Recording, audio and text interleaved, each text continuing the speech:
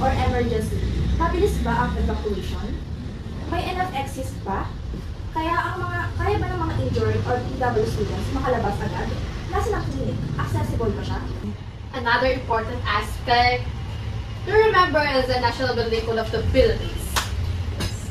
At yung mga projects tulad ng infrastructure for safer and resilient schools, stating na dapat ang mga school ay may structural safety, emergency readiness, and exclusive design. Pero going back what is stated earlier, based sa data ng National Building Code in the Philippines, 2021 to 2022, 66% ng school buildings sa bansa ay nangangailangan pa ng repair or rehabilitation. And even though the rules are there, tulad ng RA 7277 and BP 344, mainly dahil sa kulang ang awareness, resources, and implementation. Yun nga, sa school natin, di ba, naggawa tayo ng research. Based sa actual observation natin, kulang talaga ng stairs, ramps, or safety spaces sa Ramos Building. And naalala nyo last academic year, sa research proposal defense, ata yun, mayroong isang students na nahihirapan siyang umakyat sa hagdan. Kasi nga may foot injury siya. And imagine niyo nangyari yan sa time ng earthquake. Paano siya makakalabas agad, di ba? That's exactly why, in our proposal, we introduced 3D simulation to help visualize safety before emergency even happened. In that simulation, makikita natin kung saan ilalagay ang medical zone, gaano kalapad dapat ang pathways, at kung gaano kabilis ang evacuation flow. It's not just about fixing what's wrong, it's about designing a school that's ready, responsive, and inclusive for all. Because true safe space means everyone, PWDs, injured students, staff can move safely, get help quickly, and feel protected, whatever the situation. Okay, kahit naman kasi aware yung school natin na merong SDG 9 and 11, hindi pa rin ito nasunod, and even kahit yung National Building Code of the Philippines, hindi din siya nasunod in making the building of Ramos. So, it's really a risk for us na pag nagkaroon ng natural hazards sa school natin, for example, it's really relevant kasi sobrang dami ng cases sa Philippines ng earthquake, right? Yes. Like, from the past months until this month, I believe kahit nung Sunday, merong new record ng earthquake. So, there's a possibility talaga na ma-experience natin yung natural hazards na yun.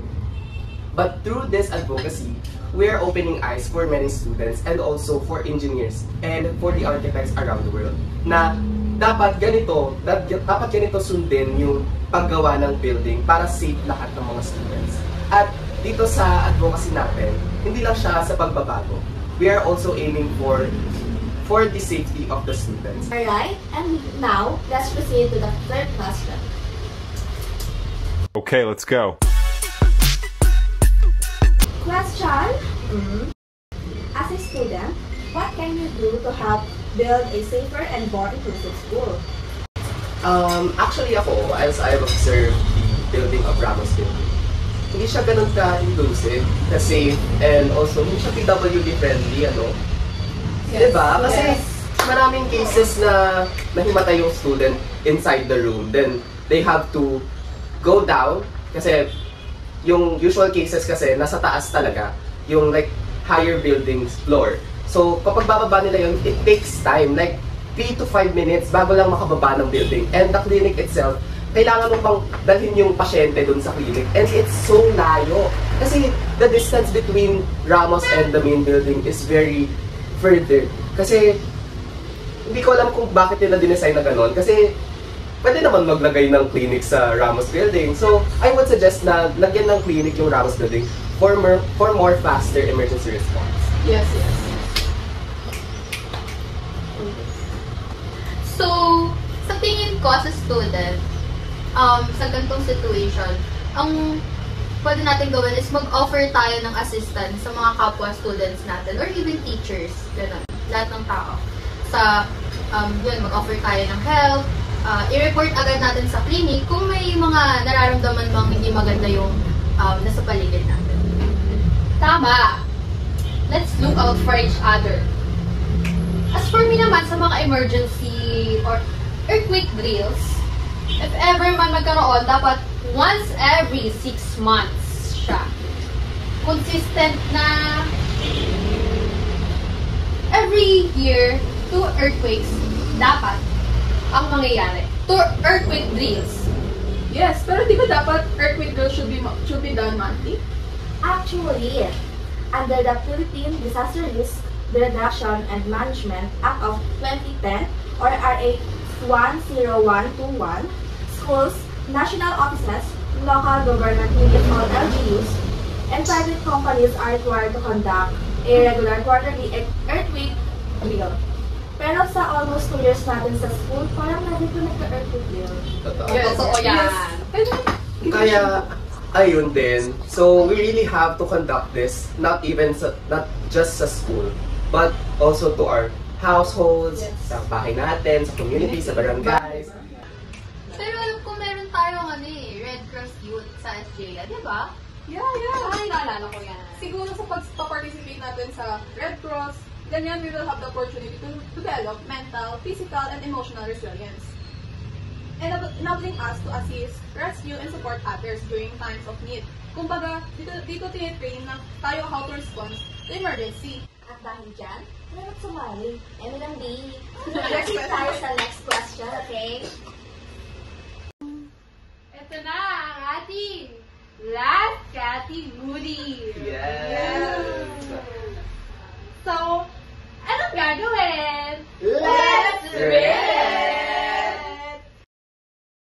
If you have the chance to speak to the government or to engineers and architects, what would you suggest to make school more accessible? That's a big question.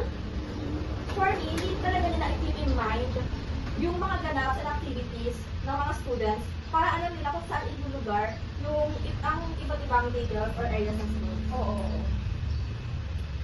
Yes, for example, alam naman natin na ang school gymnasium ay sobrang overcrowded, lalo na sa mga events. Oo. Yung science fair natin, yun yung ginamit, di Oh ba? my God. Di ba yun yung ginamit? Yung So, assembly, suggest ko lang, sana, mas malapit yung clinic doon sa gymnasium para sa mga mangyayaring injuries or mga injured person, ay madadalagan sa clinic. Yes. At para naman sa mga engineers dyan, huwag naman pirma lang ng pirma sa mga projects. Hashtag facts. For me, we can adapt yung ginagawa sa ibang bansa, like inclusive emergency drills, and mga accessible emergency evacuation, equipment, kumpleto sila dun sa mga ramps, pathways, and elevators. May mga automatic door system pa nga sila, and smart lock sila. So sana dito din sa Pilipinas, ma-adopt siya ng lahat ng school with the help of DepEd and other sectors. That other than the students' school activities, we should hold account to the student population na ginagamitan ng building. Approximately, we have 2,500 students ng Ramos Building for senior high school.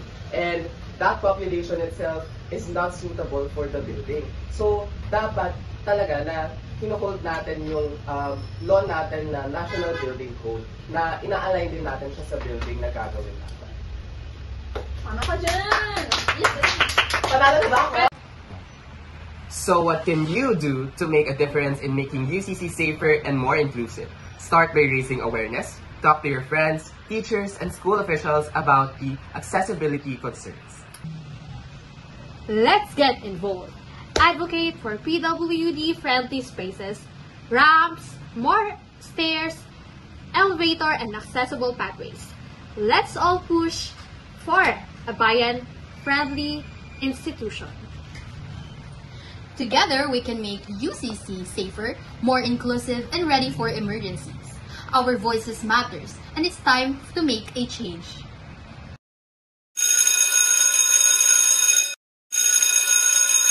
Mahalaga talagang i-point out kung gaano naapektuhan ng safe space ang quality of education. It's important na nasa isip ng mga estudyante, safe at belong sila sa habang nasa eskwelahan. Ambassadors, share your thoughts in the comment section. Safe ba mag-aral sa UCC? Kaya naman, kung may kakilala kang mag-aaral sa UCC, don't hesitate to send this podcast to them. So to wrap it up, safe nga ba mag-aral sa UCC? It can be, but we need to make it more PWD friendly and bayan ready. UCC should be a school where everyone can feel safe, included, and ready for anything. Safety and accessibility isn't just about compliance. It's about ensuring everyone has the same opportunity to learn and succeed. Thank you for joining us today, and let's keep pushing for changes to make the UCC and other institutions more safer and inclusive for everyone. Once again, I am Jonah, Chantal, Gabrielle, Mika, And Rafa, and always remember that stay safe, stay inclusive, and kita-kits next episode. bye!